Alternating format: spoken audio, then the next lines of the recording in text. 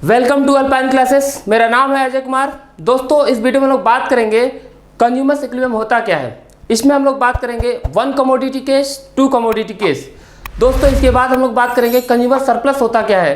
Consumer surplus के बाद हम लोग बात करेंगे कि law of equi marginal utility होता क्या है। दोस्तों, इससे पहले मैंने यूटिलिटी से रिलेटेड बहुत सारी चीज़ों को मैंने बताया था कि यूटिलिटी का मीनिंग क्या है, यूटिलिटी के डेफिनेशन क्या है, यूटिलिटी के जो कैरेक्टरिस्टिक्स हैं वो क्या क्या चीज़ें होती हैं। उसमें हमने डिस्कस किया था कि जो वेरियस कैरेक्टरिस्टिक्स है, फीचर्स है, उसमें हमने एक एक करके डिस्कस किया था। फिर हमने डिस्कस किया है टाइप ऑफ यूटिलिटी के बारे में कि टाइप्स ऑफ यूटिलिटी कितने तरह की होती है। जैसे आप जानते हैं कि form utility, place utility, time utility, possession utility, इन सारी चीज़ों को मैंने डिटेल में बताया था। और इसके बाद हमने बात किया था कि जो आपका अप्रोचेज है यूटिलिटी के, यानी टू अप्रोचेज है। पहला है कॉर्डिनल अप्रोच, दूसरा है ऑर्डिनल अप्रोच। कॉर्डिनल अप्रोच में हम लोग बात करते हैं कि जो आपका यानी किसने इसको प्रोपाउंड किया था, किसने जो है ऑर्डिनल को प्रोपाउंड किया था, इसमें किन चीज़ों के ऊपर फोकस किया गया है, इन सारी चीज़ों के ऊपर हमने बहुत डिटेल में बात की थी। अगली जो हम लोग बात किए थे उसमें हम लोगों ने बात किया था कि relation between marginal utility and total utility, कि रिलेशन क्या होता है, मार्जिनल और टोटल के बीच में क्या रिलेशन होता है। ये सारी चीज़ें जो है हमने बहुत डिटेल में डिस्कस किया था। साथ ही साथ हमने डिस्कस किया था law of diminishing marginal utility. Law of diminishing marginal utility के बारे में हमने बताया था कि जैसे जैसे आप क्या करते हैं कि कंजम्पशन को इंक्रीज करते हैं, जो मार्जिनल यूटिलिटी होती है वो डिक्लाइन करती जाती है। ये जो है ये लॉ जो है H.H. गोसन ने दिया था और इसको जो हम लोग बोलते हैं गोसन फर्स्ट लॉ बोलते हैं। इन सारी चीज़ों के ऊपर जो है मैंने अच्छे से डिटेल में बहुत ही एक एक चीज़ों को मैंने जो है बताया था। दोस्तों, अगर आप जो है किसी भी एंट्रेंस एग्जाम की तैयारी कर रहे हैं, किसी भी सेंट्रल यूनिवर्सिटी के एंट्रेंस की एग्जाम की तैयारी कर रहे हैं, तो ये वीडियो आपके लिए हेल्पफुल है। आप अगर नेट JRF के लिए भी तैयारी कर रहे हैं तो ये इस वीडियो को देखिए। इस वीडियो में जो है आपको पूरी चीज़ें, आपको एक एक चीज़ें जो है डिटेल में समझ में आ जाएगी। दोस्तों, अगर आप TGT PGT की भी तैयारी कर रहे हैं तो ये वीडियो आपके लिए हेल्पफुल है। आइए हम लोग बात करते हैं जो है कि कंज्यूमर इक्विलिब्रियम होता क्या है। कंज्यूमर इक्विलिब्रियम जो है क्या है, आइए हम लोग इसको समझने की कोशिश करते हैं। देखिए, सबसे पहले कंज्यूमर इक्विलिब्रियम यूटिलिटी एनालिसिस। देखिए, अगर आपसे मैं कहूँ कि कंज्यूमर इक्विलिब्रियम के बारे में अगर बात करूँ तो देखिए कंज्यूमर इक्विलिब्रियम होता क्या है। कंज्यूमर इक्विलिब्रियम का मीनिंग ये है कि अगर कोई भी कंज्यूमर कंटिन्यूसली किसी चीज़ को कंज्यूम कर रहा हो या कोई भी चीज़ परचेज कर रहा हो, तो एक ऐसी सिचुएशन आएगी, चाहे वो कंज्यूम कर रहा हो चाहे वो परचेज कर रहा हो, तो एक ऐसी सिचुएशन आएगी जहाँ पे वो स्टेट ऑफ रेस्ट में चला जाएगा। स्टेट ऑफ रेस्ट में चला जाएगा, यानी इसका मतलब हो जाएगा, होता क्या है कि वो कंज्यूमर जो है पूरे के जो कह सकते हैं कि अपनी जो कंजम्पशन को रोक देगा, या परचेज कर रहा है तो उसको रोक देगा। उस सिचुएशन को हम लोग बोलते हैं क्या है, कंज्यूमर इक्विलिब्रियम। या हम लोग एक तरह से और समझ सकते हैं जहाँ पे कंज्यूमर को मैक्सिमम सेटिस्फैक्शन मिल जाए, जहाँ पे कंज्यूमर को कह सकते हैं कि अब उसको जो है कह दे कि बस मेरे से अब नहीं होगा। कंज्यूमर अगर वो क्या कर रहा है कि अगर कंजम्पशन भी कर रहा है या कंज्यूमर किसी चीज़ को परचेज कर रहा है तो वो वहाँ पे रुक जाए, बोले कि बस अब इसके आगे हम कंजम्पशन नहीं कर सकते, या कह दे कि मैं अब इससे आगे जो है, या मुझे जो है मैक्सिमम सेटिस्फैक्शन मिल चुका है, अब इससे आगे कंजम्पशन नहीं करना चाहते। तो दोस्तों, यही है कि कंज्यूमर इक्विलिब्रियम का मतलब होता है कि अगर कोई कंज्यूमर किसी भी चीज़ को परचेज कर रहा है या किसी चीज़ का कंजम्पशन कर रहा है, तो एक ऐसी स्थिति आती है जब वो स्टेट ऑफ रेस्ट में चला जाता है या वो मैक्सिमम सेटिस्फैक्शन गेन कर लेता है। उस पोजीशन को, उस स्टेट को हम लोग बोलते हैं कंज्यूमर इक्विलिब्रियम। आइए आगे हम लोग बात करते हैं और अच्छे से डिटेल में देखते हैं कंज्यूमर इक्विलिब्रियम का मतलब क्या है। दोस्तों, आप जानते हैं कि एक कंज्यूमर जो भी उसकी टोटल इनकम होती है वो डिफरेंट गुड्स के ऊपर खर्चा करता है, और डिफरेंट गुड्स के ऊपर जो स्पेंड करता है, और स्पेंड करने के बाद उसको जो है कुछ यूटिलिटी, कुछ गेन्स करता है। अब यहाँ पे ये सिचुएशन है कि वो जब डिफरेंट कमोडिटीज़ के ऊपर क्या है खर्चा करता है, और खर्चा करने के बाद जो है स्पेंड करने के बाद उसको जब सेटिस्फाई हो जाता है तो उस सिचुएशन को, उस पॉइंट को हम लोग बोलते हैं कंज्यूमर इक्विलिब्रियम। आइए इसको हम लोग और अच्छे तरीके से यहाँ पे देखते हैं। A consumer is in equilibrium.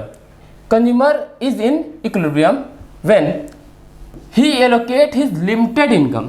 जब एक कंज्यूमर इक्विलिब्रियम में कब आएगा, जब वो क्या करता है, अपने लिमिटेड इनकम को क्या करता है, एलोकेट करता है अक्रॉस डिफरेंट कमोडिटीज। यानी कि एक कंज्यूमर क्या करता है, अपनी इनकम को डिफरेंट कमोडिटीज के ऊपर एलोकेट करता है टू मैक्सिमाइज हिज सेटिस्फैक्शन और यूटिलिटी। यानी वो क्या करता है कि अपने यूटिलिटी को मैक्सिमाइज करने की कोशिश करता है। उस सिचुएशन को, उस पॉइंट को हम लोग बोलते क्या है, इक्विलिब्रियम। यानी ये समझ लीजिए कि कंज्यूमर अपने जितने भी खर्चे होते हैं अपनी इनकम को उस पर खर्चे, यानी कि अपनी इनकम को एलोकेट करता है, और जहाँ पे उसको मैक्सिमम सेटिस्फैक्शन मिल जाए या मैक्सिमम यूटिलिटी मिल जाए वहीं पे क्या हो जाता है, उसका कंज्यूमर इक्विलिब्रियम हो जाता है। आइए और भी चीज़ों के साथ हम लोग देखते हैं, एक डेमो के साथ देखते हैं। देखिए यहाँ पे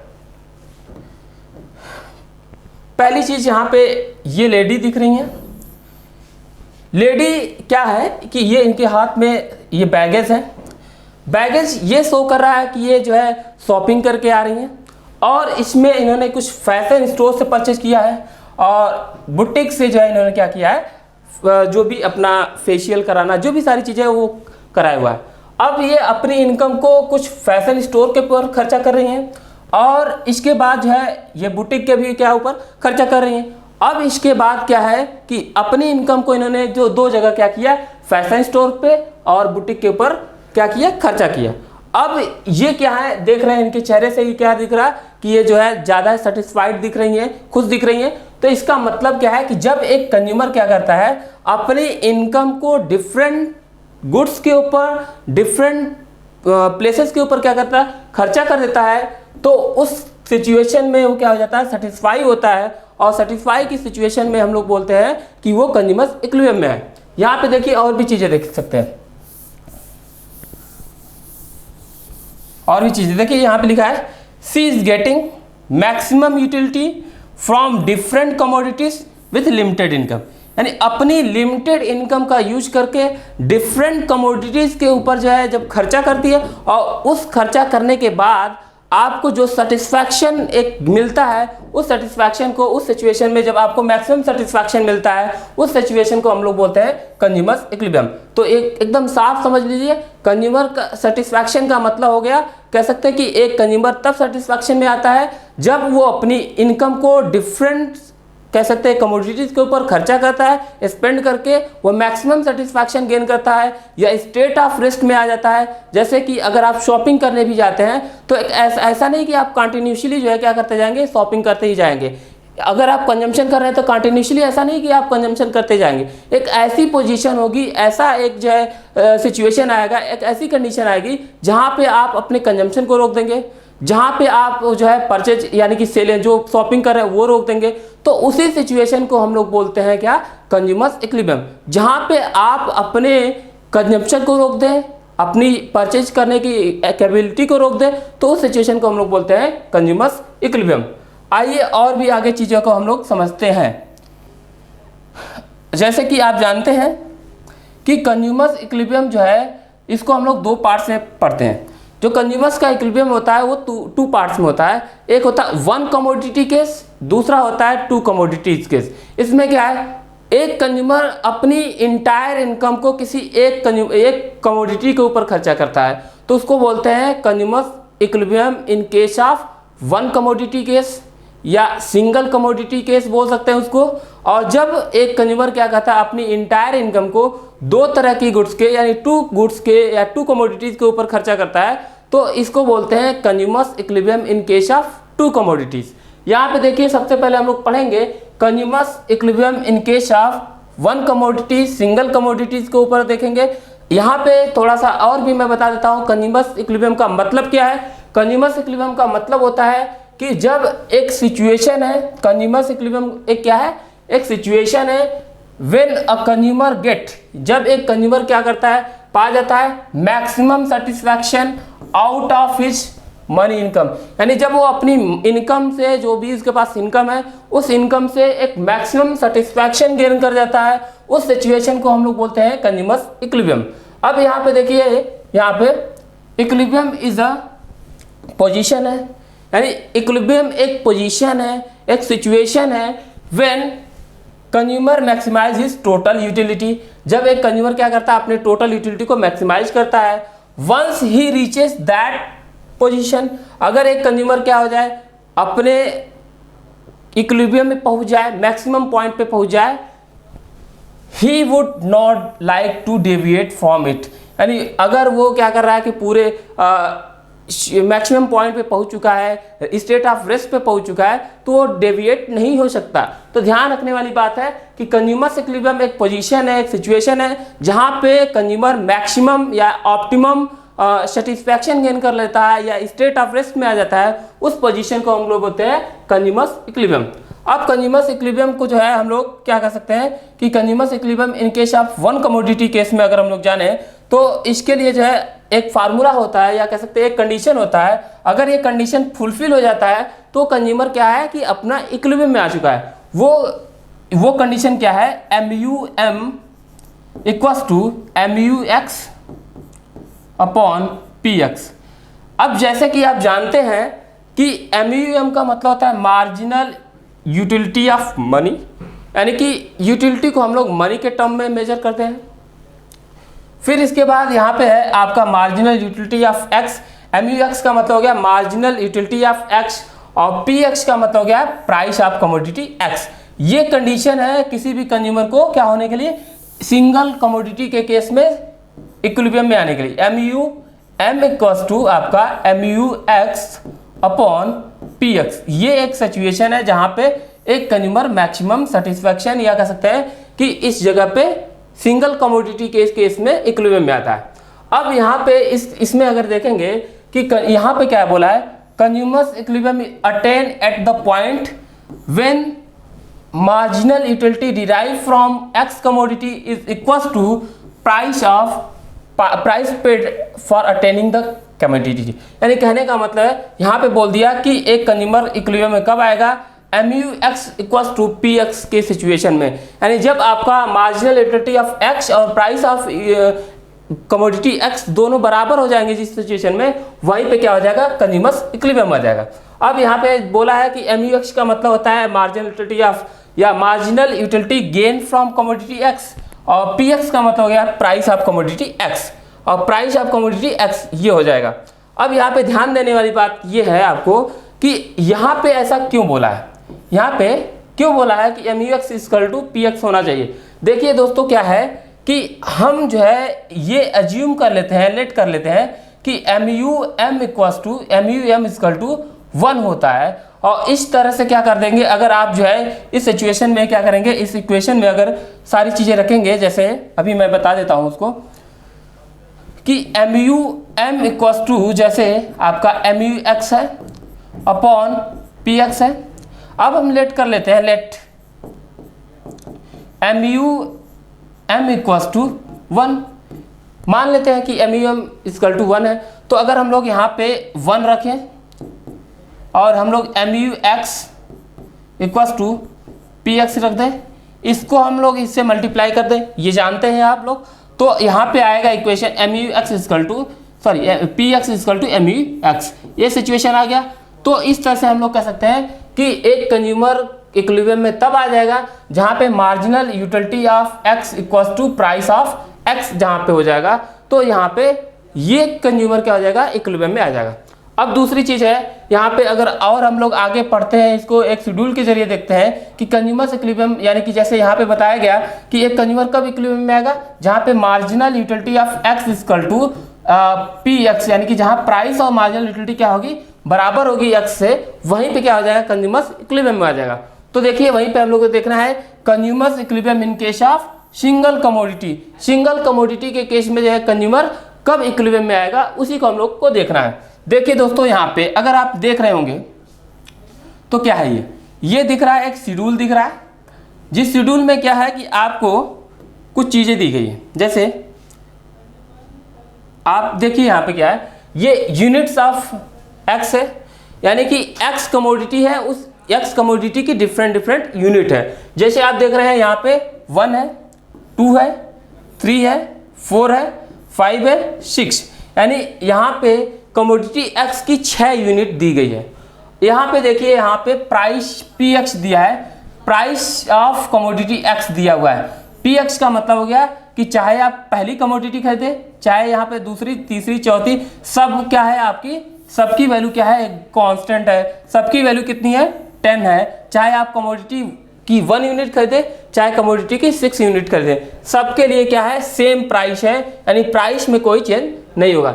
देखिए यहाँ पे क्या है, यहाँ पे मार्जिनल यूटिलिटी जो है इससे आपको बता रहा है कि पहला यूनिट अगर आप जो है कंज्यूम करते हैं, पहली यूनिट क्या करते हैं, अगर आप जो है कोई चीज़ परचेज करते हैं यहाँ पे, क्योंकि यहाँ प्राइस दिया है तो इसका मतलब हो गया क्या कि यहाँ पे परचेज करता है, तो जब पहली यूनिट जो क्या करता है कंज्यूमर परचेज करता है, तो वो क्या है कि ये ध्यान रखिए, जब वो पहली यूनिट परचेज करता है तो इसके कारण जो है क्या है कि उसको जो है पहली यूनिट परचेज करते ही उसे 20 यूटिल्स का यूटिलिटी उसको मिलता है, ध्यान रखिए, यानी कि 20 यूटिल्स का उसको यूटिलिटी मिलता है। फिर उसने दूसरी यूनिट परचेज किया तो उसके दूसरी यूनिट से उसको जो है 16 यूनिट्स का यूटिल्स का जो यूटिलिटी मिला। थर्ड यूनिट को क्या किया उसने परचेज किया तो इसको जो है 10 का मिला। इसी तरह फोर्थ को किया तो उसको जो है 4 यूटिल्स का यूटिलिटी मिला, और इसी तरह 5 को किया तो उसको जो है कोई यूटिलिटी नहीं मिला, और 6 को किया तो माइनस में पहुंच गया। तो ये देखिए क्या है, यही लॉ है, law of equi marginal utility. यही क्या है आपका law of equi marginal utility है। देखिए law of equi marginal utility यही है कि अगर आप कंजम्पशन बढ़ा रहे हैं, देखिए 1 के बाद 2, 2 के बाद 3, 3 के बाद 4, 4 के बाद 5, तो ये क्या है आप कंजम्पशन बढ़ा रहे हैं। तो यहाँ देखिए एक नेचर देखने को मिल रहा है कि मार्जिनल यूटिलिटी क्या हो रही है, डिक्लाइन करती जा रही है। मार्जिनल यूटिलिटी क्या हो रही है, डिक्लाइन करती जा रही है। अब यहाँ पे देखिए, यहाँ पे क्या है, ये जो आपका दिख रहा है, ये सारी चीज़ें जो है आपको दिख रहा है, वो क्या है, यहाँ पे देखने वाली बात ये है कि आपको जो सारी चीज़ें यहाँ पे दिख रही है, ये चीज़ यहाँ पे यूनिट्स में दे दिया, ये जो यूनिट्स, और ये क्या है कंजम्पशन है। अब ये कंजम्पशन है तो देखिए ध्यान से कि यहाँ पे एक और चीज़ दिया है, तो यहाँ पे marginal utility in terms of money के टर्म में दिया है, यानी मनी के टर्म में दिया होने का मतलब क्या है कि अगर हम लोग MUM को क्या मान लें, आप अगर MUM को क्या मान लें 1 मान लें, तो इसका मतलब होता है, MU का मतलब होता है कि आप 1 रुपये में कितना यूटिलिटी आप गेन कर रहे हैं। तो यहाँ पे कह रहा है कि यहाँ पे 1 रुपया खर्चा कर रहे हैं तो आप 20 यूटिल्स का यूटिलिटी गेन कर रहे हैं। तो वही चीज़ है, यहाँ मनी के टर्म में इसको दे दिया है, यानी हम MUM = 1 मान लें, तो यहाँ पे ये कहने का मतलब है कि आप क्या कर रहे हैं कि आप 1 रुपये में, यानी कि अगर आप 10 रुपये खर्चा कर रहे हैं तो वहाँ पे आपको 20 यूटिल्स यानी 20 रुपये के बराबर की यूटिलिटी मिल रहा है। इसी तरह आप जो है 10 रुपये यहाँ फिर खर्चा कर रहे हैं तो आपको 16 रुपये के बराबर जो है यूटिलिटी मिल रहा है। फिर आप फिर एक बार फिर अपना बढ़ा रहे हैं एक्सपेंडिचर, तो आपको 10 रुपये के बराबर की क्या मिल रही है, आपको यूटिलिटी मिल रही है। इसी तरह क्या है, अब देखिए यहाँ पे, यहाँ प्राइस है PX और ये क्या है आपका MUX। अब यहाँ पे दोनों क्या है, इक्वल है, दोनों क्या है, इक्वल है। तो इस सिचुएशन को हम बोल सकते हैं कि कंज्यूमर इक्विलिब्रियम, यानी जब कंज्यूमर क्या करता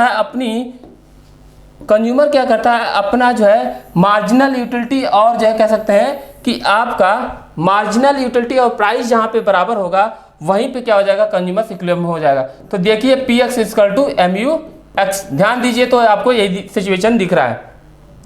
आपको MUX कितना दिख रहा है, 10, और प्राइस भी क्या है 10। तो इस सिचुएशन को हम लोग बोल सकते हैं कि मार्जिनल यूटिलिटी ऑफ X और प्राइस जो है दोनों बराबर है। जहां पे ये सिचुएशन दिख जाए सिंगल कमोडिटी के केस में, वहीं पे क्या हो जाएगा, कंज्यूमर इक्विलिब्रियम में आ जाएगा। तो ये रहा दोस्तों आपका consumer equilibrium in case of 1 commodity, क्योंकि यहाँ पे आपको देख रहे हैं कि यहाँ पे एक के बाद एक क्या कर रहा है, वो कंज्यूम कर रहा है, और कंज्यूम करने के बाद जो है उसको यहाँ पे देखिए, यहाँ पे उसको सेटिस्फैक्शन मिल गया है। यहाँ पे वो क्या कर रहा है कि पूरा का पूरा जो है सेटिस्फैक्शन मिल गया है, क्योंकि वो जितना खर्चा कर रहा है उतने के बराबर उसको यूटिलिटी मिल रही है।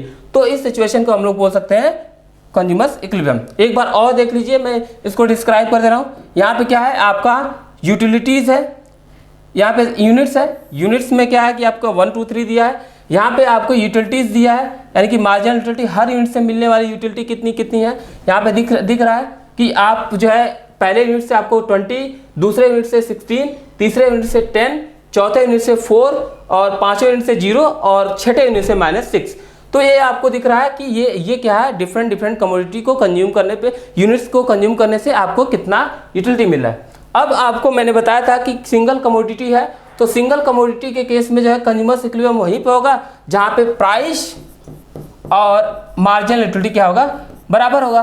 तो ये ऐसी सिचुएशन है जब वो तीसरी यूनिट परचेज करेगा, जब वो यानी कंज्यूमर जब तीसरी यूनिट परचेज करेगा तो वहाँ पे उसकी मार्जिनल यूटिलिटी और प्राइस दोनों ही बराबर होगा, तो इस तरह से कह सकते हैं कि यहाँ पे कंज्यूमर्स इक्विलिब्रियम यहीं पे देखने को मिलेगा। आइए अगला हम लोग देखते हैं, इसके जो है डायग्राम को भी देख लेते हैं कि इन case of one commodity case में कंज्यूमर्स इक्विलिब्रियम का डायग्राम कैसा होगा। देखिए यहाँ पे इसको देख लीजिए, ये क्या है आपका, ये है क्वांटिटी ऑफ कमोडिटी एक्स, यानी यहाँ पे क्वांटिटी दिया है एक्स कमोडिटी की, यानी एक्स एक्सिस जो रिप्रेजेंट करता है वो कमोडिटी ऑफ एक्स की को रिप्रेजेंट करता है, यानी एक्स की कितनी क्वांटिटी आपने परचेज किया है। वाई यूनिट्स जो है, यानी कि वाई जो है एक्सिस है वो क्या कर रहा है, ये प्राइस ऑफ एक्स और एमयू एक्स दोनों को रिप्रेजेंट कर रहा है। ध्यान रखिए, प्राइस यानी पी एक्स और आपका एमयू एक्स दोनों को रिप्रेजेंट कर रहा है। प्राइस देखिए यहाँ पे क्या है, कांस्टेंट है। कांस्टेंट का मतलब है क्योंकि मैंने आपको अभी बताया था शेड्यूल में कि प्राइस कांस्टेंट है, चाहे 1 यूनिट खरीदे चाहे आप 10वीं यूनिट खरीदे, प्राइस क्या होगा, कांस्टेंट होगा। आप देखिए यहाँ पे एमयू एक्स है, एमयू एक्स क्या है, डिक्लाइन करती जा रही है। ध्यान रखिए एमयू एक्स क्या हो रही है, डिक्लाइन करती जा रही है। अब इसके बारे में अब अगली चीज़ है कि देखिए क्या है कि आप क्या करते हैं कि क्वांटिटी ऑफ कमोडिटी को इंक्रीज करते हैं।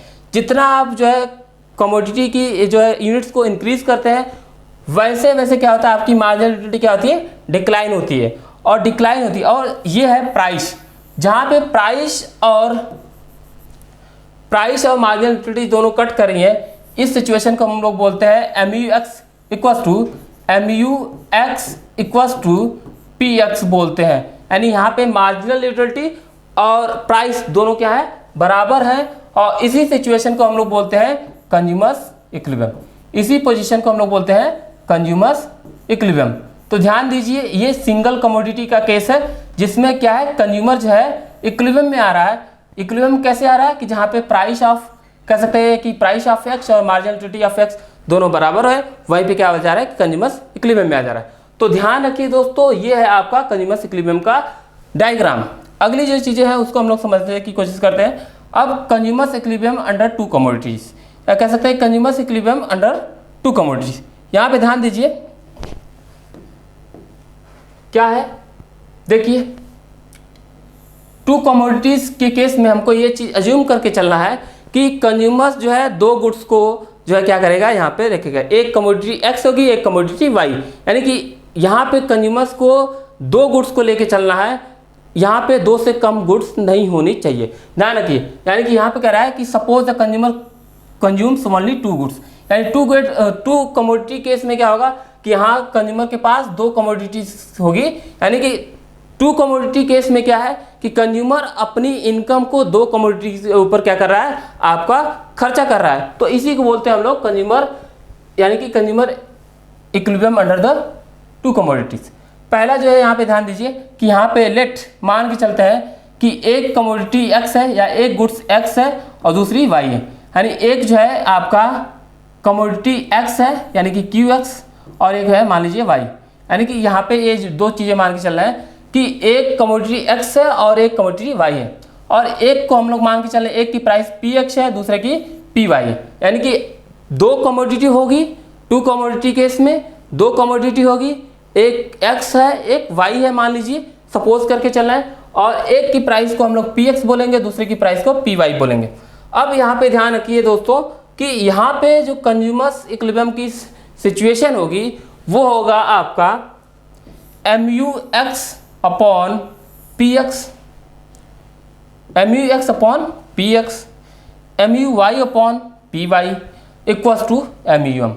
अब जैसे जानते हैं आप कि एमयू एक्स इक्वल टू होता है मार्जिनल यूटिलिटी ऑफ एक्स, और पी एक्स का मतलब होता है प्राइस ऑफ कमोडिटी एक्स, और एमयू वाई का मतलब हो गया कि marginal utility of commodity X, और पी वाई का मतलब हो गया कि price of commodity X Y, और एमयू एम का मतलब है मार्जिनल यूटिलिटी ऑफ मनी, यानी मार्जिनल यूटिलिटी ऑफ मनी। ये आपका हो गया। यानी अगर ये इक्वेशन सेटिस्फाई हो जाता है, यानी ये इक्वेशन जिस पोजीशन पे सेटिस्फाई हो जाएगा वहीं पे क्या हो जाएगा, कंज्यूमर्स इक्विलिब्रियम की सिचुएशन हो जाएगी। अब मैं कुछ और भी कंडीशन बताता हूँ। ये दूसरा कंडीशन है, देखिए होता क्या है कि जहाँ पे आपका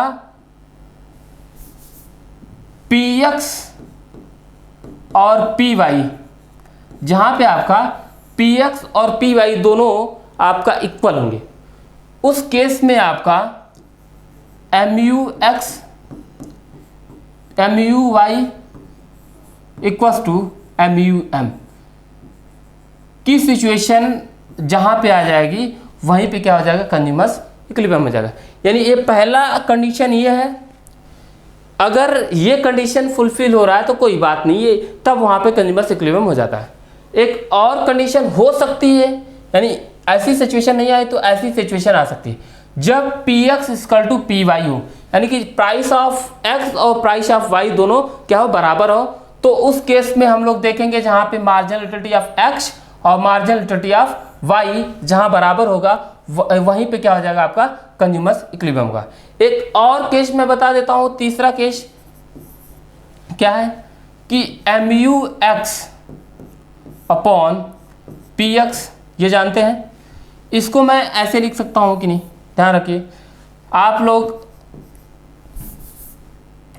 MUX upon MUY equals to PX upon PY, जहाँ पे आपका MUX upon MUY PX upon PX upon PY जहाँ पे बराबर हो वहाँ पे भी कंज्यूमर्स इक्विलिब्रियम हो सकता है। ये भी सिचुएशन है। कभी कभी क्वेश्चन पूछता है दोस्तों, क्या पूछता है कि कह देगा कि which among the following is the consumer's two commodity case equilibrium, यानी कंज्यूमर का जो है टू कमोडिटी केस में कहाँ पे इक्विलिब्रियम होगा। आपको ये भी ऑप्शन दे देगा, आपको ये भी ऑप्शन दे देगा, आपको ये भी ऑप्शन दे देगा, यानी 1 2 3 ये तीनों ऑप्शन के साथ साथ चौथा ऑप्शन आपको दे देगा ऑल ऑफ दिस। ऐसे क्वेश्चन पूछा हुआ है दोस्तों। तो ध्यान रखिए कि जब भी आप क्या करिए कि क्वेश्चन को लगाइए तो ये ध्यान रखिएगा कि यहाँ पे टू कमोडिटी केस में जो है आपका MUX अपॉन PX और MUY अपॉन PY ये तो केस है ही। यहाँ पे आपका MUX इक्वल टू MUY का भी अगर दिया है तो वहाँ पे भी इक्विलिब्रियम हो सकता है, और जहाँ पे दोनों कमोडिटीज़ का जो है यूटिलिटी का रेशियो और प्राइस का रेशियो जो है जहाँ पे दोनों का इक्वल हो जाए वहाँ पे भी क्या हो सकता है, कंज्यूमर्स इक्विलिब्रियम हो सकता है in case of two commodity case. जैसे कि आप MUX की बात जानते हैं कि marginal utility of goods X, और MUY का मतलब समझ रहे हैं कि marginal utility of goods Y, और PX का मतलब price of commodity X, PY का मतलब हो गया प्राइस ऑफ कमोडिटी Y, और MU का मतलब हो गया मार्जिनल यूटिलिटी ऑफ मनी। यानी मार्जिनल यूटिलिटी ऑफ मनी ये हमको सिग्निफाई करता है कि आप जो है 1 रुपये में कितनी चीज़ें खरीद सकते हैं, यानी बंडल ऑफ गुड्स कितनी परचेज कर सकते हैं। तो ये है। आगे हम लोग देखते हैं यहाँ पे अगला जो टॉपिक है, तो ये है आपका क्या है, कंज्यूमर सरप्लस। दोस्तों कंज्यूमर सरप्लस से भी बहुत सारे क्वेश्चन पूछते हैं। कंज्यूमर सरप्लस होता क्या है इसको समझ लेते पहले। जैसे सपोज आप कुछ चीज़ें, जैसे आप जब भी मार्केट में जाते हैं या कुछ चीज़ खरीदना होता है तो आप दिमाग में एक चीज़ सोचते हैं कि इस कमोडिटी के लिए मैं इतना प्राइस पे करना चाहता हूँ, यानी ये सोच के जाते हैं, पहले से आप दिमाग में बिठा के जाते हैं कि इस पर्टिकुलर कमोडिटी के लिए मैं इतना प्राइस पे करना चाहता हूँ। लेकिन जब जाते हैं तो उस कमोडिटी का प्राइस उससे कम मिल जाता है, यानी उस प्राइस यानी आप पे उससे कम कर देते हैं, तो आपको कुछ एक्स्ट्रा सेटिस्फैक्शन मिल जाता है। जैसे आप गए, आपने दिमाग में लगाया कि मैं इस कमोडिटी को 100 रुपये में परचेज करूँगा। आपने ये अपने दिमाग में बिठाया कि यू आर विलिंग टू पे, विलिंग क्या है, आप विलिंग टू पे, यानी आप इच्छा जाहिर कर रहे हैं कि मैं इस पर्टिकुलर कमोडिटी के लिए 100 रुपये खर्च करने के लिए तैयार हूँ। बट एक्चुअली में आपने क्या किया, 80 रुपीज़ का ही पेमेंट किया, 80 रुपीज़ में ही वो चीज़ें मिला। तो आपको जैसे ही 80 रुपीज़ में जो है क्या किया आपने, एक्चुअली में जो है ये पे किया, एक्चुअली में क्या किया आपने ये पे किया, और जैसे ही एक्चुअली में आपने क्या किया 80 रुपीज़ पे किया, तो आपको जो 20 यहाँ डिफरेंस कितने का हो गया, 100 रुपीज़ आप पे करना चाहते थे, आप एक्चुअली में पे किया 80 रुपये, तो डिफरेंस कितने का हुआ, 20 रुपये का। इसी को बोलते हैं कंज्यूमर सरप्लस, यानी extra satisfaction from the commodity, यानी extra satisfaction from the commodity, यानी ये जो एक्स्ट्रा सेटिस्फैक्शन आपको बीच का मिल रहा है इसी को बोलते हैं हम लोग कंज्यूमर सरप्लस। कंज्यूमर सरप्लस यही होता है, यही चीज़ को मैं यहाँ पे पूरे डिटेल में बताऊंगा कि एक कंज्यूमर अपने दिमाग में बिठा के जाता है कि मुझे इस पर्टिकुलर कमोडिटी के लिए इतना रुपये पे करना है, और जब वो पे करता है तो उससे कम करता है, तो जो उसके बीच के डिफरेंस को ही हम लोग बोलते हैं कंज्यूमर सरप्लस। कंज्यूमर सरप्लस इसी को बोलते हैं। आइए हम लोग इसको देखते हैं क्या है। It has been seen that, आपने देखा है that consumers generally are ready to pay more for certain commodity, यानी कि कुछ चीज़ों के लिए वो ज़्यादा पे करना चाहते हैं देन वाट दे एक्चुअली पे फॉर देम, यानी एक्चुअली में जो पे करते हैं उससे ज़्यादा पेमेंट करना चाहते हैं, उससे ज़्यादा वो जो है उसको जो है पे करना चाहते हैं। तो दिस यानी कि इसी सिचुएशन को कह रहा है कि this extra satisfaction which consumer get from their purchase of goods is called consumer surplus, यानी इसी को बोलते हैं हम लोग क्या, कंज्यूमर सरप्लस। यानी आप जो एक्चुअली में यानी कि आप जो पे करना चाहते हैं, मैंने बताया 100, आपने पे कितना किया 20, यानी आप उस कमोडिटी को परचेज करने के लिए 100 रुपये पे करना चाहते हैं, लेकिन वो कमोडिटी आपको 80 रुपये में ही मिल रही है, तो 20 रुपये का जो एक्स्ट्रा सेटिस्फैक्शन मिल रहा है वही सेटिस्फैक्शन को हम लोग बोलते हैं कंज्यूमर सरप्लस। यहाँ पे देखिए एक इक्वेशन है, इसको याद रखिए, क्वेश्चन भी पूछा हुआ है। कंज्यूमर सरप्लस का एक इक्वेशन है, कंज्यूमर सरप्लस इक्वल्स, यानी कंज्यूमर सरप्लस का क्या मतलब है। कंज्यूमर सरप्लस कहता क्या है कि what a consumer is ready to pay, जो अमाउंट कंज्यूमर रेडी के लिए यानी पे करने के लिए रेडी है, और व्हाट ही एक्चुअली पे, इसी को बोलते हैं हम लोग कंज्यूमर सरप्लस, यानी जो अमाउंट वो पे करने के लिए रेडी है और कितना वो जो है कंज्यूमर पे कर रहा है एक्चुअली में, उसी के डिफरेंस को हम लोग बोलते हैं क्या, कंज्यूमर सरप्लस। आइए इसी रिगार्डिंग में और भी सारी चीज़ों को देखते हैं, ये क्वेश्चन भी है इससे रिगार्डिंग और उसको भी हम लोग देखते हैं। देखिए the concept of consumer surplus, the concept of consumer surplus किसने दिया है इसके बारे में बात करें।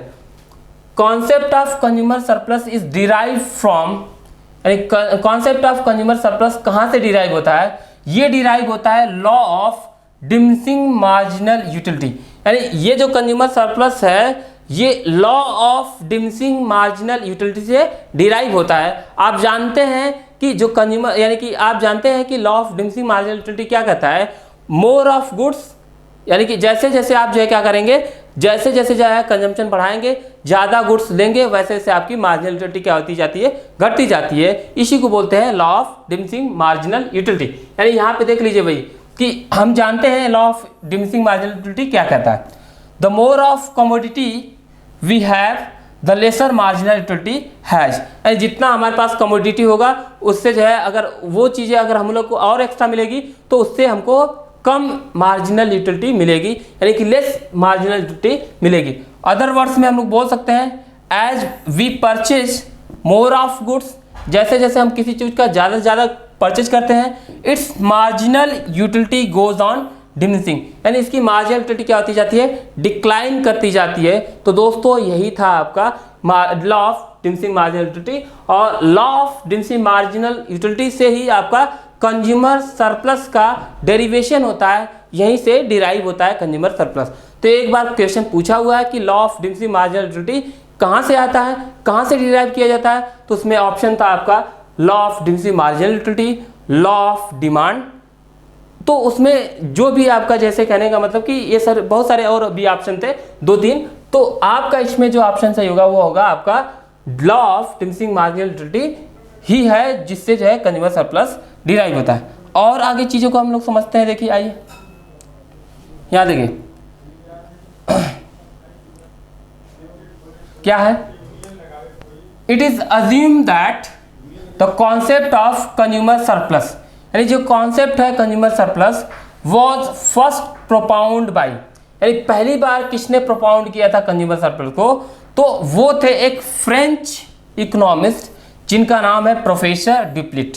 ध्यान रखिए प्रोफेसर ड्यूप्लिट ही हैं जिन्होंने सबसे पहले कंज्यूमर सरप्लस को प्रोपाउंड किया इसको जो है क्या, इसके कॉन्सेप्ट को सबसे पहले जिया तो कौन है, वो है प्रोफेसर डिप्लिट। बहुत लोग जो है कंफ्यूजन में रहते हैं कि प्रोफेसर अल्फ्रेड मार्शल ने जो है क्या किया है, कंज्यूमर सरप्लस को प्रोपाउंड किया, तो ये गलत है। ये जो है इनके कॉन्सेप्ट को प्रोफेसर डिप्लिट ने पहली बार जो है क्या किया था, इसके कॉन्सेप्ट को प्रोपाउंड किया था। Later on this was scientifically discussed bye, यानी कि उनके बाद प्रोफेसर डिप्लिट के बाद जो है इसको साइंटिफिकली डिस्कस किसने किया था, वो थे Alfred Marshall. Professor Alfred Marshall ने क्या किया, इसको साइंटिफिकली डिस्कस किया था। देयर आफ्टर, उसके बाद, this was explained with the help of indifference curve by professor J.R. Hicks, यानी इसके बाद यानी कि अल्फ्रेड मार्शल के साइंटिफिक एक्सप्लेनेशन के बाद J.R. हिक्स थे जिन्होंने इंडिफरेंस कर्व के जरिए क्या किया, कंज्यूमर सरप्लस को जो है एक्सप्लेन किया। तो ये रहा दोस्तों कंज्यूमर सरप्लस के बारे में। आइए और भी एक स्लाइड देख लेते हैं कंज्यूमर सरप्लस के ऊपर। देखिए, ये देखिए क्या है, यहाँ पे दिया है कि जो कंज्यूमर सरप्लस होता है, कंज्यूमर सरप्लस कुछ चीज़ों को बताता है। कंज्यूमर सरप्लस ये इंडिकेट करता है जितना आपका कंज्यूमर सरप्लस होगा उतना इकोनॉमी के अंदर वेलफेयर देखने को मिलेगा। जैसे यहाँ देखिए, consumer surplus measures the economic welfare, यानी कंज्यूमर सरप्लस क्या करता है, इकोनॉमिक वेलफेयर को मेजर करता है। That people gain from purchasing and then consuming of goods and services, यानी कि जो पीपल हैं, कंज्यूमर हैं, वो गुड्स एंड सर्विसेज को परचेज करके जो कंज्यूम करते हैं, उससे जो उनको कंज्यूमर को जो है कंज्यूमर सरप्लस जो मिलता है, कंजम्पशन सरप्लस मिलता है, उसी को हम लोग बोलते हैं, यानी कि वो जो है आपका एक इकोनॉमिक वेलफेयर का इंडिकेशन है, मेजरमेंट है। अब कंज्यूमर सरप्लस होता क्या है, एक बार फिर देख लीजिए। मैंने पहले भी बता दिया कि जो कंज्यूमर है, यानी कि यहाँ पे देखिए डिफरेंस बिटवीन, यानी कि कंज्यूमर सरप्लस क्या है, difference between total amount that consumers are willing and able to pay for a goods and services and the total amount that actually pay, यानी कि जो पे करना चाहता है या जो एबल है, जो अमाउंट वो पे करने के लिए एबल है या जो करना चाहता है और जो एक्चुअली में पे करता है, उसके बीच के डिफरेंस को हम लोग क्या बोलते हैं, consumer surplus. Consumer surplus is indicated by the, यानी कि देखिए यहाँ पे ये इस डायग्राम के जरिए देखिए यहाँ पे क्या है, ये कंज्यूमर सरप्लस है, ये क्वांटिटी को बता रहा है, जो एक्स एक्सिस है वो क्वांटिटी को बता रहा है, ये क्या है, वाई को बता रहा है, यानी कि ये जो है वाई एक्सिस है और इस पे जो हम लोग प्राइस को दिखा रहे हैं। अब देखिए क्या है, जैसे आप ज़्यादा से ज़्यादा आप क्वांटिटी को परचेज करेंगे, आपकी मार्जिनल यूटिलिटी क्या होगी, डाउन चली जाएगी, और मार्जिनल यूटिलिटी क्या होगा, जब डाउन जाएगी तो देखिए दोस्तों ये क्या है, ये आपको, ये ध्यान रखिए, ये आपको टोटल सेटिस्फैक्शन है, यानी कि अगर आप देखें ये ओ है, ओ बी सी Q1, यानी ओ बी सी Q1, ये एरिया जो है, ये एरिया आपको टोटल आपको जो है यूटिलिटी की बात करता है। ये एरिया क्या बात कर रहा है, टोटल यूटिलिटी आपको कितना मिल रहा है, ये एरिया उसके बारे में बात करता है।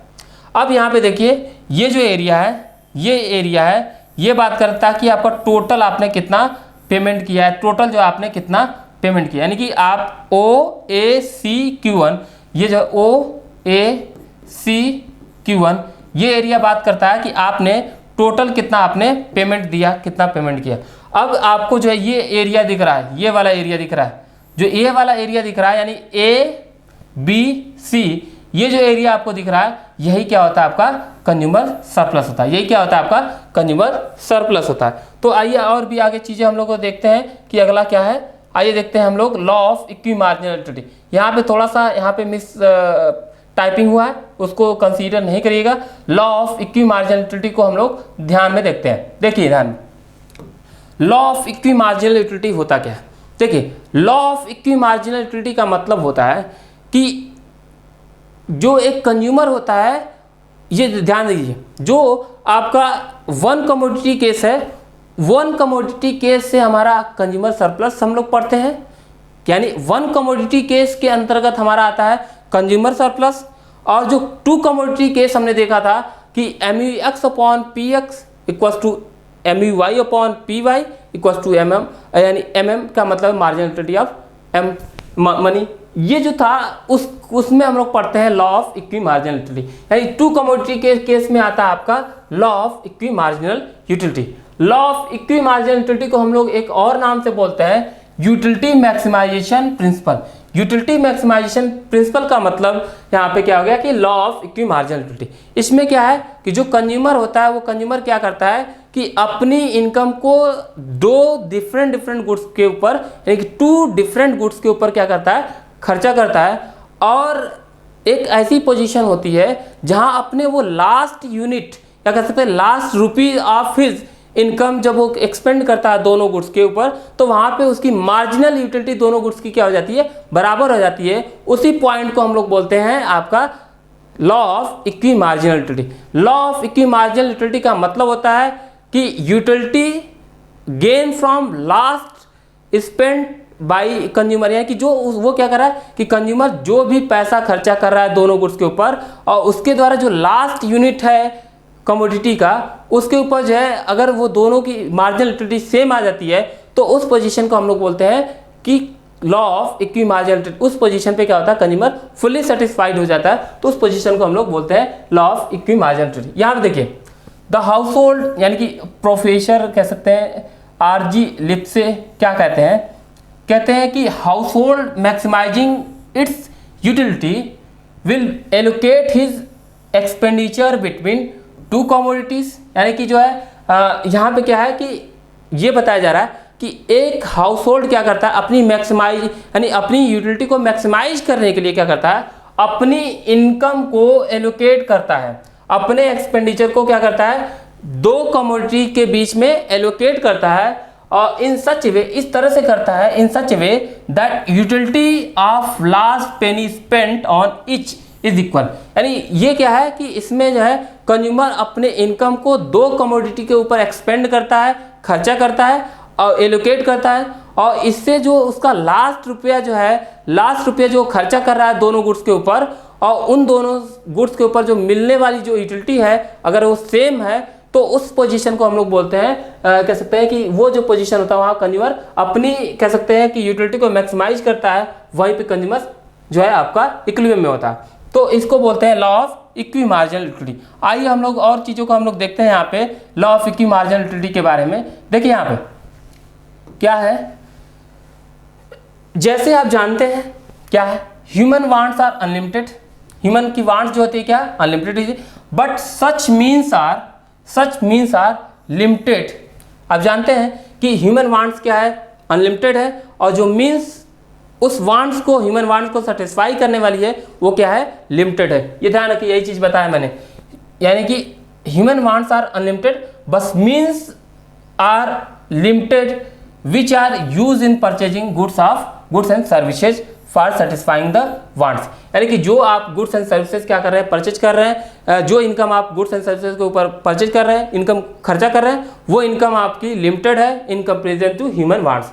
Hence those means on goods and services in such a way that satisfy receive from them is maximum, यानी वो क्या करता है, अपनी गुड्स को, अपनी जो है इनकम को उन गुड्स के ऊपर जो है क्या करता है, सेटिस्फाई यानी कि एक्सपेंड करता है, और उसको जहाँ पे मैक्सिमम सेटिस्फैक्शन रिसीव होता है उस पोजीशन को हम लोग बोलते हैं, यानी उस पोजीशन पे मैक्सिमम सेटिस्फैक्शन गेन होता है। इन अदर वर्ड्स बोल सकते हैं, in other words means money held by the man is limited. आप जानते हैं कि money held by the person या man is limited, may be spent on various kind of goods, यानी गुड्स एंड सर्विसेज। आप जानते हैं कि आपके पास जो पैसा है वो क्या है, लिमिटेड है, और आप डिफरेंट कमोडिटीज के ऊपर क्या करते हैं, खर्चा करते हैं।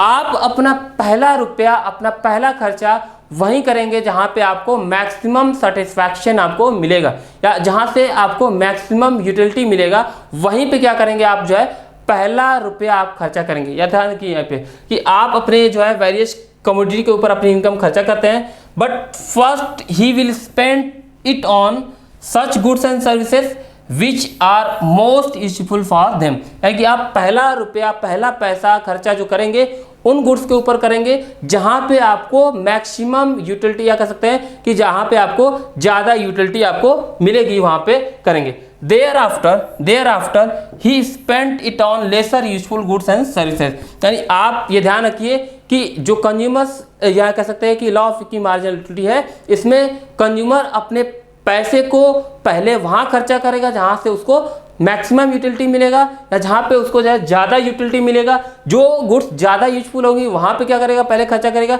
फिर उसके बाद वो पैसा उससे लेशर गुड्स पे खर्चा करेगा जहाँ पे उसको वो कम यूजफुल होगी। तो ध्यान दीजिएगा, यही सारी चीज़ें हैं जो law of equity marginal utility में आपको पढ़ना है। एक चीज़ और चीज़, law of equity marginal utility को यहाँ पे देखिए क्या है कि कंज्यूमर्स, यहाँ पे देखो consumers satisfaction from the use of various goods and services is maximum at a point where marginal utility of various commodities and services are equal।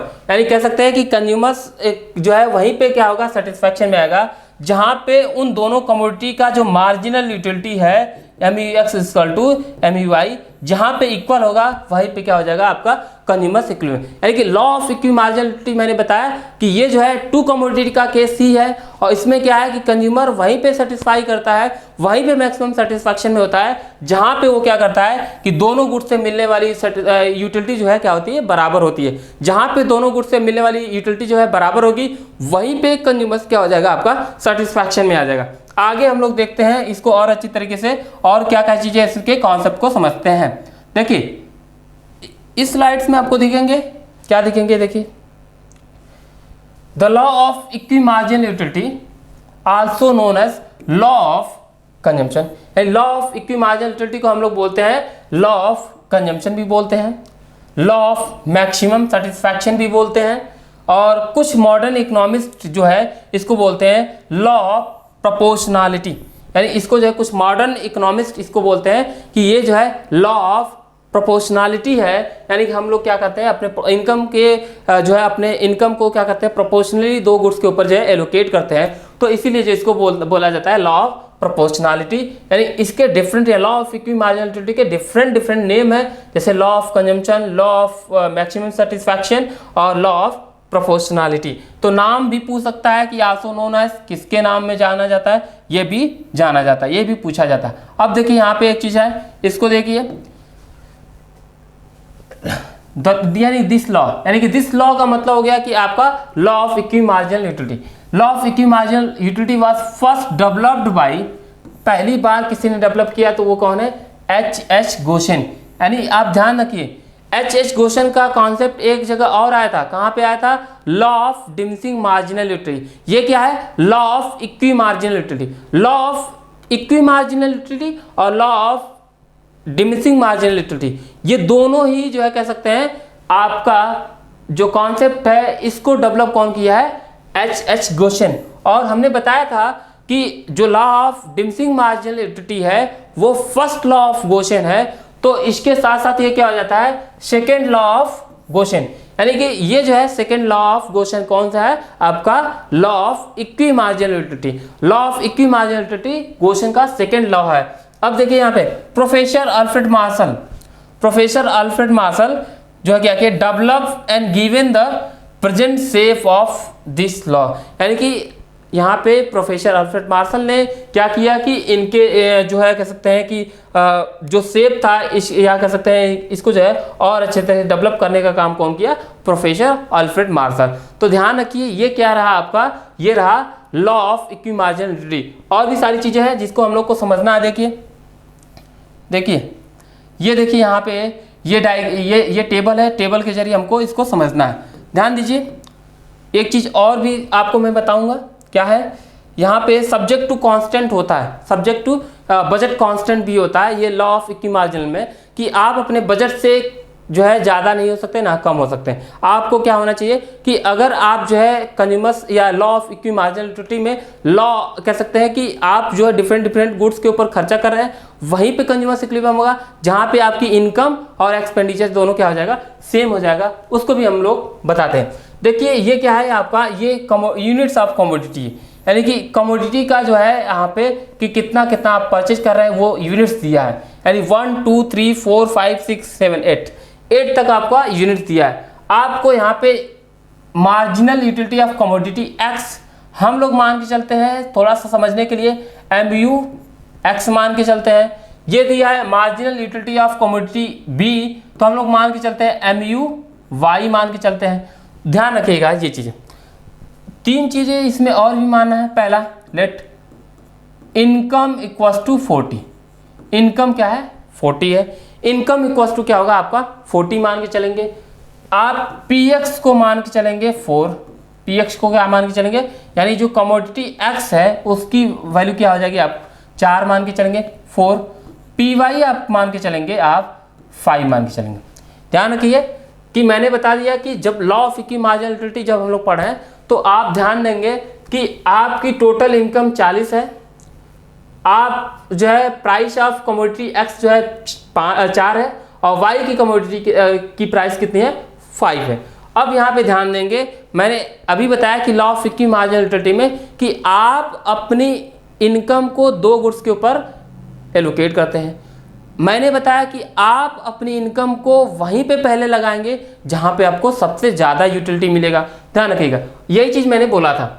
अब देखिए यहाँ पे क्या है कि एक चीज़ मैं बता रहा था कि कंज्यूमर जो है वहीं पे मैक्सिमाइज करेगा अपनी सेटिस्फैक्शन जहाँ पे दोनों गुड्स की मार्जिनल यूटिलिटी क्या होती है? बराबर होगी। अगर यहाँ पे अगर आप देखेंगे तो ये देखिए यहाँ पे इसकी यानी कि दोनों गुड्स का मतलब हो गया कि कमोडिटी X और कमोडिटी Y। देखिए यहाँ पे इसकी और इसकी दोनों गुड्स की यूटिलिटी क्या है? बराबर है। तो इसको हम लोग बोल सकते हैं यहाँ पे कंज्यूमर इक्विलिब्रियम हो सकता है या, लेकिन या यहाँ पे भी देखिए यहाँ पे क्या है कि यहाँ पे भी 24 है, यहाँ पे भी दिख रहा है वही चीज़, यहाँ पे भी दिख रहा है 20 और 20 दिख रहा है, तो यहाँ पे भी तो कंज्यूमर इक्विलिब्रियम हो सकता है। यहाँ पे भी देखिए यहाँ पे भी है, तो यहाँ पे भी कंज्यूमर इक्विलिब्रियम हो सकता है, ये भी है। यहाँ पे भी देखेंगे आप तो यहाँ पे भी, क्योंकि 12 और 10, यहाँ पे भी देखेंगे यहाँ पे भी वही हो रहा है और यहाँ पे भी यही हो रहा है कि कंज्यूमर इक्विलिब्रियम, यानी कि यहाँ पे क्या है? सारी चीज़ें बराबर है, यानी यहाँ पे दोनों की मार्जिनल यूटिलिटी क्या है? सेम है। तो इस केस में हमको बजट कांस्टेंट को देखना पड़ जाता है। बजट कांस्टेंट का मतलब है कि आपको देखना पड़ जाएगा, आप जानते हैं क्या कि बजट कांस्टेंट में आपका income equals to quantity of X into price of X plus quantity of Y into PY। ये इक्वेशन जहाँ पे सेटिस्फाइड हो जाएगा वहीं पे हमारा कंज्यूमर इक्विलिब्रियम हो जाएगा, जहाँ पे यानी कि इनकम इक्वल्स टू जो डिफरेंट कमोडिटीज़ है उनके ऊपर खर्चा कर रहे हैं, उनके खर्चे को और इनकम जहाँ पे बराबर हो जाएगा वहीं पे क्या हो जाएगा? कंज्यूमर इक्विलिब्रियम हो जाएगा। ध्यान रखिए यहाँ पे अगर ध्यान देंगे कि आप, क्योंकि यहाँ पे मार्जिनल यूटिलिटी का अगर कॉन्सेप्ट लेके चले कि मार्जिनल यूटिलिटी जहाँ दोनों गुड्स की बराबर होगी वहीं पे क्या हो जाएगा? कंज्यूमर इक्विलिब्रियम हो जाएगा। लेकिन आपके पास 1 2 3 4 5 6 7 पोजीशन है जहाँ पे कंज्यूमर इक्विलिब्रियम क्या हो सकता है? हो सकता है, बट आप यहाँ डिसाइड नहीं कर पा रहे हैं। देखिए क्या है, पहली चीज़ यहाँ पे ध्यान रखिए कि पहला जो कमोडिटी पे खर्चा होगा वो कहाँ होगा? पहला अपना इनकम, यानी कंज्यूमर पहला अपनी इनकम कहाँ पे खर्चा करेगा? तो देखिए सबसे पहले आपको इस पोजीशन पे खर्चा करेगा, यानी कि पहले कमोडिटी X पे अपना पैसा खर्चा करेगा। क्यों करेगा? क्योंकि यहाँ सबसे ज़्यादा आपको यूटिलिटी मिल रहा है। फिर इसके बाद क्योंकि 32 यूटिल्स का जो है यूटिलिटी मिल रहा है, फिर वो क्या करेगा? आपको 20 यानी कमोडिटी Y पे जो है क्या करेगा? खर्चा करेगा। क्यों करेगा? यहाँ पे भी तो उतना ही यूटिलिटी मिल रहा था।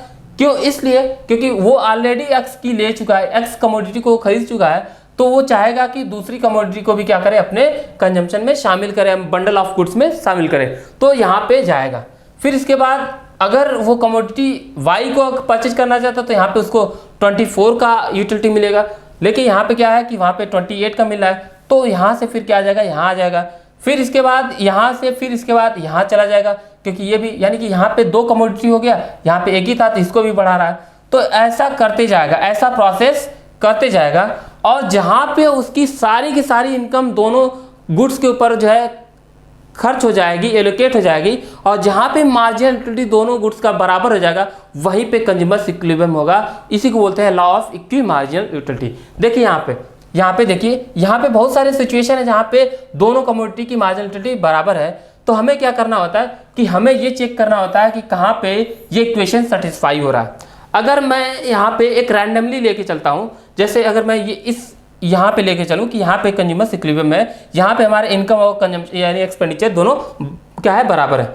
देखिए जैसे क्या है कि यहाँ पे कमोडिटी एक्स है, तो एक्स को 16 यूनिट्स यूटिल्स का यूटिलिटी मिल रहा है, लेकिन एक्स की कितनी क्वांटिटी खरीद रहा है, 5 क्वांटिटी। आप जानते हैं कि इनकम कितना है, 40, क्वांटिटी एक्स की कितना परचेज किया, 5, और एक्स की प्राइस कितनी थी, जैसे मैंने यहाँ पे बताया था वो है 4, प्लस क्वांटिटी वाई कितना खरीदा है। अगर आप देखेंगे इसके सामने ये कहाँ पे, यहाँ पे, तो इसके सामने जाके देखेंगे तो कितना है, 4, यानी कि कमोडिटी वाई का जो है इसने 4 यूनिट्स परचेज किया और इसकी प्राइस कितनी है, 5 रुपये है। तो आप अगर देखेंगे तो यहाँ 40 है ही, यहाँ पे 20 हो गया, यहाँ पे भी 20 हो गया, तो 40 = 40, ये दोनों ही क्या हो गया यहाँ पे आपका, दोनों ही चीज़ें, यानी कि जितना एक्सपेंडिचर कंज्यूमर किया उतना ही इनकम भी है, तो दोनों ही चीज़ें, तो यहाँ पे कंज्यूमर इक्विलिब्रियम होता है, यहाँ पे हो सकता है।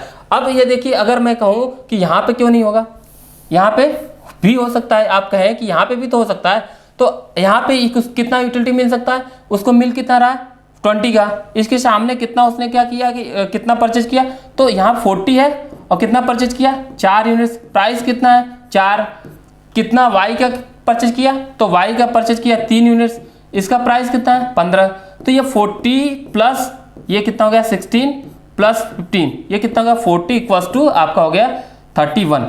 तो यहाँ पे इनकम और एक्सपेंडिचर दोनों बराबर नहीं, तो यहाँ कंज्यूमर्स इक्विलिब्रियम नहीं होगा। फिर इसके साथ साथ अब लोग यहाँ देखें, यहाँ पे 12 यूनिट्स जब देखते हैं, यानी यहाँ पे इनकम आपके पास ज़्यादा है, कंजम्पशन कम है, तो यहाँ पे क्या है कि कंज्यूमर का पूरा जो है इनकम खर्चा नहीं हुआ और जिसकी वजह से फुल्ली सेटिस्फाइड नहीं है, इसलिए यहाँ पे कंज्यूमर्स इक्विलिब्रियम नहीं होगा। यहाँ पे देख लेते हैं एक बार यहाँ पे भी देख लेते हैं, यहाँ पे देख लेते हैं, यहाँ पे इस पोजीशन पे, तो इस पोजीशन पे देखिए तो मार्जिनल यूटिलिटी 12 है, तो यहाँ पे भी 12 है, वाई में और एक्स में दोनों बराबर है, तो यहाँ पे कंज्यूमर्स इक्विलिब्रियम हो सकता है। तो देखते हैं यहाँ पे चेक करके क्या इनकम और एक्सपेंडिचर बराबर है, तो देखिए यहाँ 14 है, सॉरी 12 है, 12 की कितनी यूनिट्स, यानी कि एक्स की कितनी यूनिट्स खरीदा, तो यहाँ 40 है, एक्स की कितनी यूनिट परचेज किया 6, और कितना इसका जो है कह सकते हैं कि आपका प्राइस कितना है 4, प्लस वाई का कितना परचेज किया, वाई का परचेज किया 5, और कितना प्राइस है 5, तो अगर आप 40 = 24 प्लस 25, तो ये देखिए कितना हो गया 40 = 49, यानी यहाँ पे आप एक्सपेंडिचर ज़्यादा कर रहे हैं और इनकम आपके पास कम है, तो यहाँ पे कंज्यूमर्स इक्विलिब्रियम भी नहीं होगा। तो ध्यान दीजिए दोस्तों, क्या है कि आपका consumers equilibrium law of equity marginal utility के वहीं पे होगा जहाँ पे दोनों की मार्जिनल यूटिलिटी बराबर होगी, but subject to budget constant, यानी बजट जहाँ पे आपका फुल्ली सेटिस्फाई, यानी जहाँ पे आपकी टोटल इनकम दोनों गुड्स के ऊपर जो है क्या हो जाए एक्सपेंड हो जाए, वहीं पे क्या हो जाएगा आपका पूरी की पूरी इनकम जहाँ पे खर्ची हो जाए, वहीं पे क्या होगा आपका law of equity marginal utility या कंज्यूमर्स इक्विलिब्रियम होगा, उसी को बोलते हैं law of equity marginal utility. अब देखिए क्या है कि यहाँ पे आप देखेंगे तो इस लॉ को यहाँ पे एक्सप्लेन किया है। लॉ को एक्सप्लेन करने का मतलब है कि इसमें बताया है कि यहाँ पे अगर आप पढ़ेंगे इस चीज़ को तो यहाँ पे बताया गया कि जो कंज्यूमर्स इक्विलिब्रियम होगा वहाँ पे जहाँ पे MUX = MUY या MUX/PY और MUY/PY जहाँ पे होगा वहीं पे आपका कंज्यूमर्स इक्विलिब्रियम होगा। इन सारी चीज़ों को यहाँ पे क्या किया है, डिस्क्राइब किया है। यहाँ पे देखेंगे तो यहाँ पे लिखा है according to law of equity marginal utility the consumer will be in equilibrium at a point where utility derive from last spend on each is equal, है कि जहाँ पे उसका जो लास्ट इनकम है जो दोनों गुड्स के खर्चा कर रहा है उन दोनों की मार्जिनल यूटिलिटी क्या है, सेम है, वहीं पे क्या हो जाएगा कंज्यूमर्स इक्विलिब्रियम हो जाएगा, और उसी को बोलते हैं law of equity marginal utility. ये चीज़ें यहाँ पे देखिए, यहाँ पे लास्ट स्लाइड में देखिए यहाँ पे क्या है, यहाँ पे क्या है आपको दिख जाएगा कि जो law of equity marginal utility है उसको जो है डायग्रामेटिकली प्रेजेंट किया। क्या है देखिए यहाँ पे कि ये वाई एक्सिस है, वाई एक्सिस पे MUX और PX को दिखाया गया है, ये एक्स एक्सिस है और एक्स एक्सिस पे क्या है कि कमोडिटी एक्स की अमाउंट कितना परचेज किया गया है, कितना जो है वाई को कितना परचेज किया गया है, ये भी यहाँ पे आपका वाई एक्सिस है और यहाँ पे हमने क्या किया MUX/PX यानी कि ये हमने दर्शाया हुआ है। ध्यान दीजिए तो यहाँ क्या है कि कंज्यूमर जो है यहाँ पे एक्स की जो है इधर की तरफ ज़्यादा परचेज करता जा रहा है, जिससे क्या हो रहा है मार्जिनल यूटिलिटी हमारी क्या है डिक्लाइन करती जा रही है। यहाँ पे क्या है कि यहाँ पे अगर देखेंगे तो y को कंज्यूम कर रहा है, और y को कंज्यूम कर रहा है तो जैसे जैसे ज़्यादा इसकी क्वांटिटी को बढ़ा रहा है, मार्जिनल यूटिलिटी क्या हो रहा है, कम होता जा रहा है। और एक ऐसा पॉइंट है जहाँ पे दोनों क्या कर रहे हैं, कट करें, यानी मार्जिनल यूटिलिटी ऑफ x और मार्जिनल यूटिलिटी ऑफ y जहाँ पे बराबर हो रहे हैं, यानी कि दोनों बराबर हो रहे हैं यहाँ पे देखिए, और इसी को बोलते हैं हम लोग कंज्यूमर्स इक्विलिब्रियम। यहाँ पे क्या होगा, कंज्यूमर्स इक्विलिब्रियम, क्योंकि यहाँ पे मैक्सिमम सेटिस्फैक्शन मिलेगा और यहाँ पे कंज्यूमर्स जो है पूरी तरह से सेटिस्फाइड होगा, इसकी पूरी की पूरी इनकम खत्म हो जाएगी, यानी कि पूरी की पूरी जो इनकम होगी वो खत्म हो जाएगी। तो दोस्तों ये रहा आज का वीडियो जिसमें हमने बताया कि कंज्यूमर्स इक्विलिब्रियम कहाँ होता है, 1 कमोडिटी के केस में बताया, 2 कमोडिटी के केस में बताया, फिर हमने बताया कि कंज्यूमर सरप्लस क्या होता है, उसका डायग्राम, उसके कॉन्सेप्ट को मैंने बताया, फिर इसके लास्ट में मैंने बताया कि लॉ ऑफ इक्वी मार्जिनलिटी होता क्या है। इन सारी चीज़ों को मैंने क्या किया, एकदम अच्छे तरीके से डिस्कस कर दिया है। दोस्तों अगर आप इस वीडियो को यूट्यूब पे देख रहे हैं तो हमारे चैनल को सब्सक्राइब करिए और ज़्यादा से ज़्यादा शेयर करिए, ताकि जो लोग भी एंट्रेंस की तैयारी कर रहे हैं वो लोग भी इससे जो है ज़्यादा बेनिफिट ले सकते हैं। अगर आपने जो है अल्पाइन क्लासेस के ऐप को डाउनलोड नहीं किया है तो आप अल्पाइन क्लासेस के ऐप को प्ले स्टोर से डाउनलोड कर सकते हैं। दोस्तों एक और भी बड़ी बात बता दे रहा हूँ कि जो लोग भी जो है अल्पाइन क्लासेस के व्हाट्सएप के साथ जुड़ना चाहते हैं, फ्री में आपको जो है ज्वाइन करने का मौका मिल रहा है, यानी अल्पाइन क्लासेस के साथ जुड़ने का मौका मिलेगा कि आप जो है यहाँ से जो भी इंफॉर्मेशन भेजी जाएगी वो आप सीधे आपके व्हाट्सएप पे भेजी जाएगी, आप जो है वहाँ से सारी चीज़ें देख सकते हैं। तो आप अगर व्हाट्सएप में जुड़ना चाहते हैं तो हमारे व्हाट्सएप जो भी व्हाट्सएप नंबर दिया गया उस पर जो है मैसेज करिए, जुड़ जाइए, और जितनी भी जानकारी है आप हमारे से डायरेक्टली इन्फॉर्मेशन लेते रहिए, ताकि आप जो है कहीं भी कोई भी मौका मिस ना कर पाए, क्योंकि लाइफ में क्या है कि मौका मिस करेंगे तो आप पीछे ही चलते जाएंगे दोस्तों। तो यही है आपसे कि आप जितना भी अगर तैयारी करना चाहते हैं, किसी भी तरह के एंट्रेंस एग्जाम की तैयारी करना चाहते हैं, तो आप हमारे अल्पाइन क्लासेस के साथ जुड़ सकते हैं। CU सेट हो, CUET हो या BHU एंट्रेंस का हो, कोई भी किसी भी सेंट्रल यूनिवर्सिटी का एग्जाम है, आपको फुल मटेरियल के साथ पूरे के पूरे तरीके से आपको जो है रिलायबिलिटी दी जाएगी, आपके अंदर जो है कॉन्फिडेंस बिल्ड किया जाएगा। हमारे यहाँ जो फैकल्टीज़ हैं वो बहुत ज़्यादा वेल क्वालिफाइड हैं, आपको तरह तरह की चीज़ें, टाइमली एग्जामिनेशन, आपके बहुत सारी चीज़ें जो है आपको कराया जाएगा, जिससे आपका मोराल भी बूस्ट होगा, आपका रैंक भी बूस्ट होगा, बहुत सारी चीज़ें क्या होगा आपके लिए बेनिफिशियल होगा। तो दोस्तों यहीं पे मैं अपनी वीडियो को रोकता हूँ। धन्यवाद, मिलते हैं अगली वीडियो में, बाय।